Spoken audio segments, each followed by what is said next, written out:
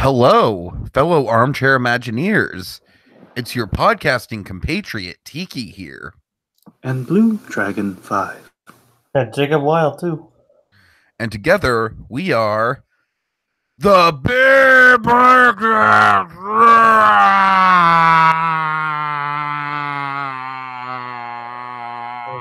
Hey. System failure. System failure. System failure. System failure. System failure. System failure. System failure. System failure. Yes, so, yeah, that's right, folks. We're back talking about Obake Yashiki, if I'm pronouncing the latter of that right. Obake Yashiki. Now, interesting little tidbit. I looked into this just to make sure, just breaking down the Japanese roots of all this here. Yashiki translates to mansion. Basically, the episode means haunted house. Essentially, yes. It's haunted house, which of course factors into the episode. If you want to break down Obake, basically the broad translation is monster, because it derives from yokai, which basically was the kabuki mask. Basically Callahan from the first movie was a yokai, kind of a demon monster sort of thing. But interestingly, and I feel bringing this up is something that's really appropriate to Obake's character. I don't think we've ever talked about this. I saw the literal translation of Obake. You know what it is? Ghost. I think it's ghost. You're kind of right. That's the thing. I mean, I think here's the thing. The direct translation is, it's basically changing, shape-shifting, transformation. But I mean, basically, it's like of a ghost that can do that. So you're not far off. But it's really interesting. I just feel like the whole kind of changing thing might be something that's relevant to Obake's ultimate plan. So I figured that might be kind of worth noting before we get into the finale, which is not here, but down the line. Yep. It's kind of an interesting tidbit. Yeah, this little thing is kind of do a little light research and like, why the heck call it Yashiki? I thought we blindly assumed that was going to be his last name reveal or something, but no, it was mentioned. So, what do you think about this one, Jacob? I thought it was a decent episode. Yeah, I thought it was. Here's the thing. I thought it was great. It had a little splash of Halloween fun in there for the mix. I feel honestly, it's kind of a thing of runtime. Like I could have had more of this episode. I would have enjoyed it even more. That's the thing. I think they didn't want to overstay their welcome. That's what I got a sense of here. They didn't overstay their welcome, and in doing that, I think you have just what you need in the episode, and I think it was doing so well it could have gone longer, but didn't want to risk it, and I kind of respect that, In a way, I guess.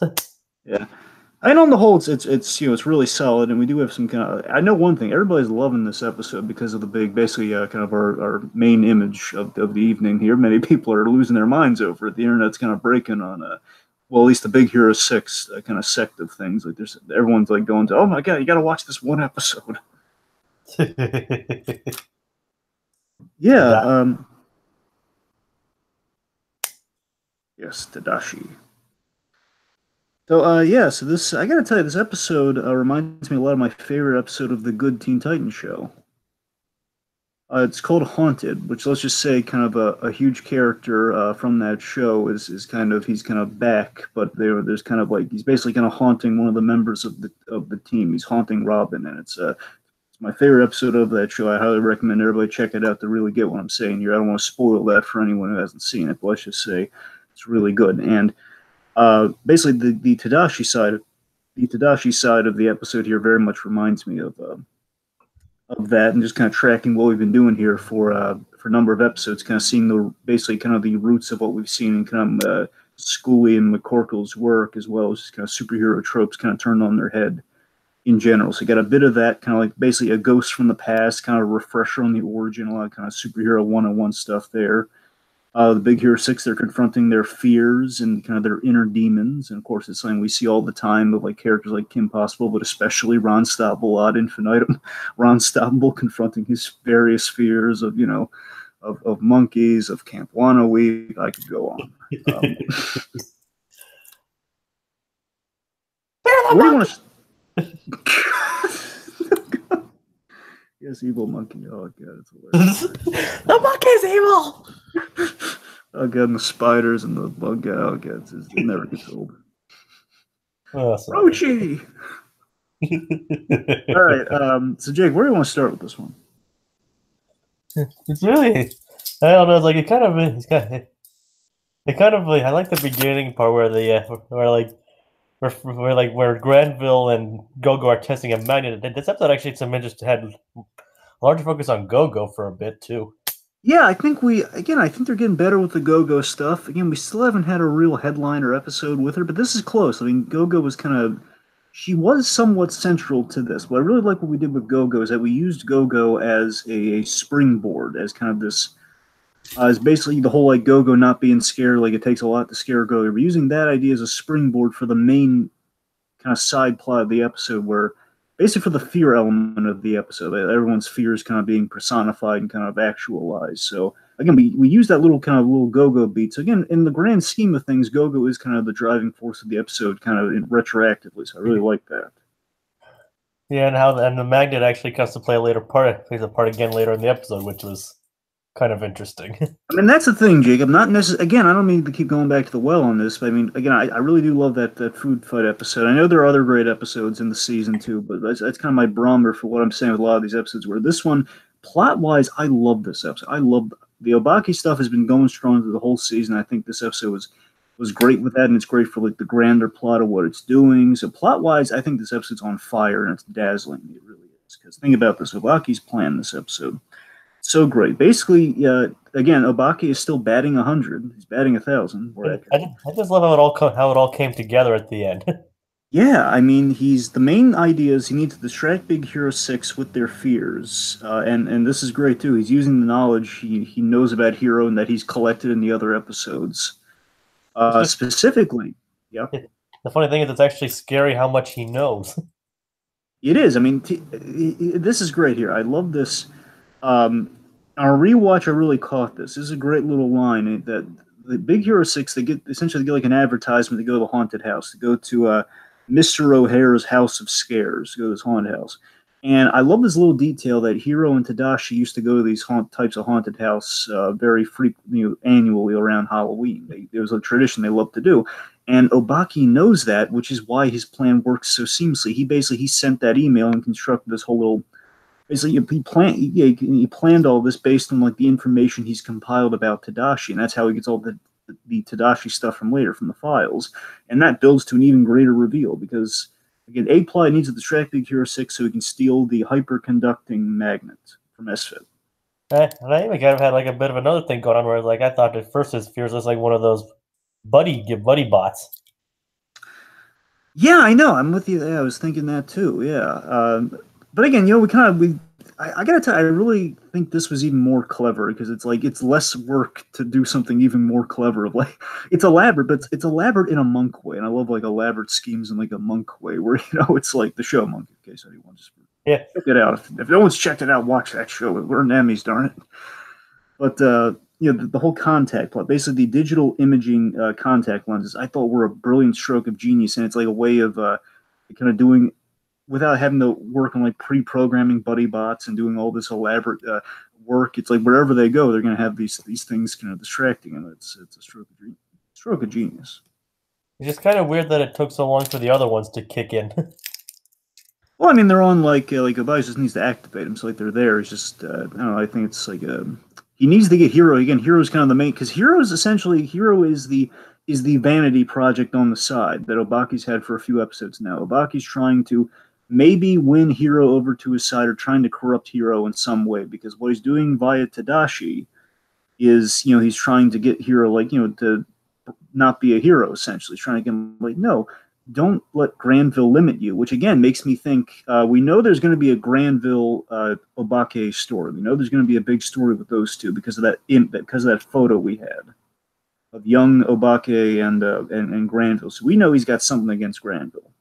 We don't know what yet, but that makes me think again. He's kind of trying to help Hero. Like, hey, don't let her limit your intelligence. Like, don't worry about Baymax. That's kind of the evil part of it coming in. You're like, no, don't fix your friend. Don't do that. Yeah, that's pretty much what tipped him off. Yeah, but I love that though. That's kind of Obake just trying to again. It's not the main plot, but it's just him trying to kind of either get Hero to his side or just kind of throw him off the heroic path. And even though that doesn't work, he still gets everything he wanted at the end. There, he gets the giant magnets, and the important reveal at the very end of the episode. By the way, I don't know how many people catch this, but I think the promo kind of teased some confirmation on this, but it really looks like Obake has directly, again, thanks to the bot fighter episode we just covered. Obake has hacked into Baymax directly. Thanks to Hero had that whole hacking thing that he showed. That he showed Trina, the bot fighter, who's secretly Obake's robot daughter. I know that sounds crazy, but go with me on that.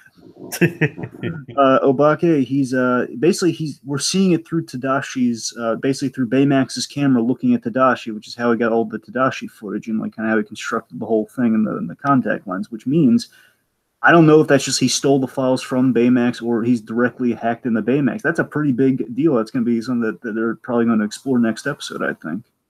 Yeah, that'd be. Considering it might be like the last episode of the season, it'll definitely be interesting. And remember, we seeded this ever since the first episode with kind of someone messing with Baymax and trying to make copies, which again was kind of by proxy, is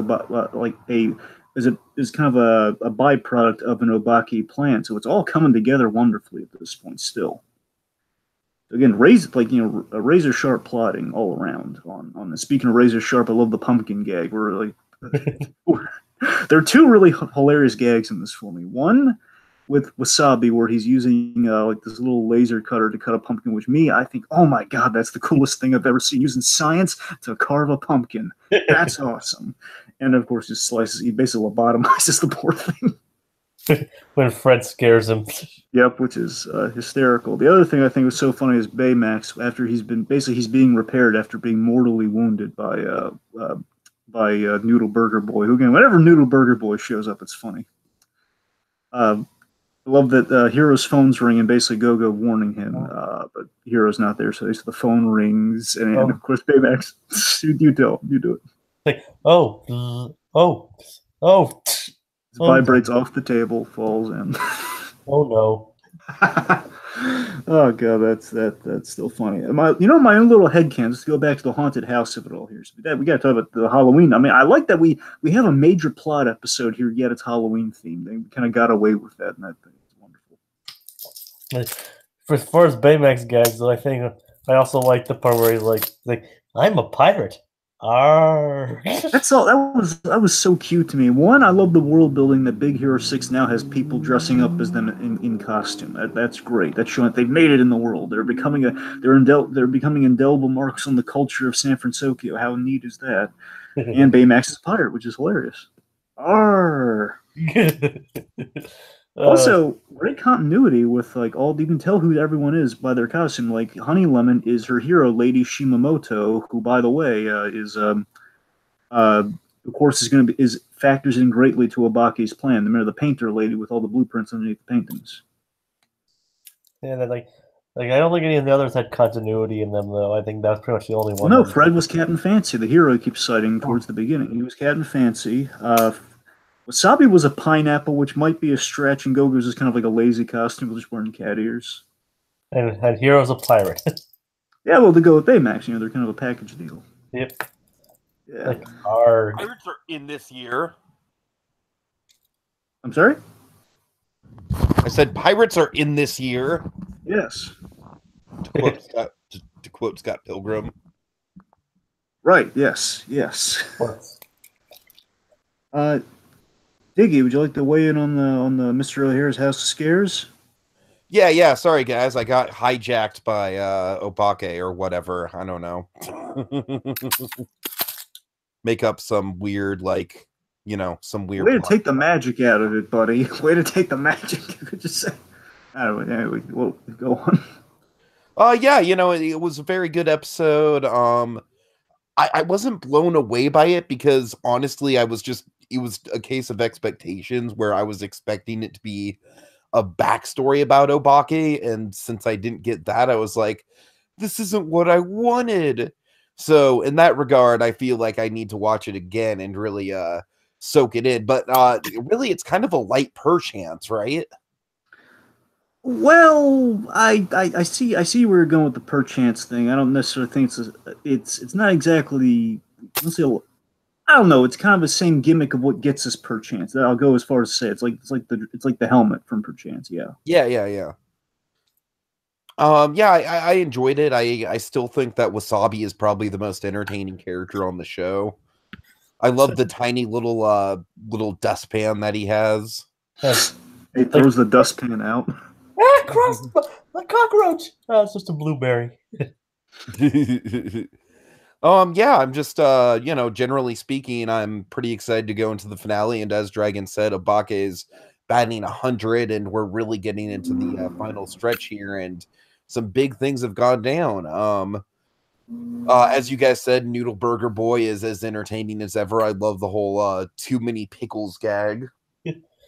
WTY WTMP. Yep. What did you think about the Tadashi thing, Tiki? It was all really good. It was really well handled. Like I said, that in itself reminded me of Perchance. The whole he's taught, you would think that this would be a dream come true for Hero, but something seems off, man. Something seems off. And I thought that they handled that really well. I really thought it was interesting that we got to see a bit of the flashback to Tadashi's death in this 2D animated style. That was kind of a bold choice. Yeah, I mean, I love that, we see Hiro knows his brother through and through, which is how he kind of sniffs out that something ain't right there. It's a great, I love the ghostly buildup to Tadashi. We keep seeing him, luring Hiro to the haunted house, essentially, kind of walking around. He kind of lures him into a trap there. It's all great. And I got to tell you, for me, the best moment of the episode, for me, oh my God, I love this moment. I knew this was coming. Something like this was coming. It gets me, I speak out over here, where Hiro pieces it together. And again, we kind of do that more. Again, literally, we have the actors play Moriarty and Sherlock as Obake, which just entertains me in the end. It's kind of one of those Ra's al Ghul detective moments, essentially, where Hiro puts it together. What's going on here? And we see the ultimate perversion of, again, we've used the voice of Tadashi for everything here, except for the big moment at the end, where basically, he figures out the program, and Tadashi's hat, the logo on his hat, changes to the Obake symbol, and he has that great one. Clever boy. I just love that. It's just clever boy. That's the closest he's going to get to saying something like detective or something. I love it. A girl. All right. Yeah. Also we had kinescopes in this episode. Of course, kinescopes very similar to the to old Nickelodeon, which gives us the namesake of one of the best television networks in the 90s. And the air blasting plot, I didn't see it coming. I thought that was a brilliant idea when we retroactively showed how they got the contacts. And oh my God, that makes so much sense. It's so clever.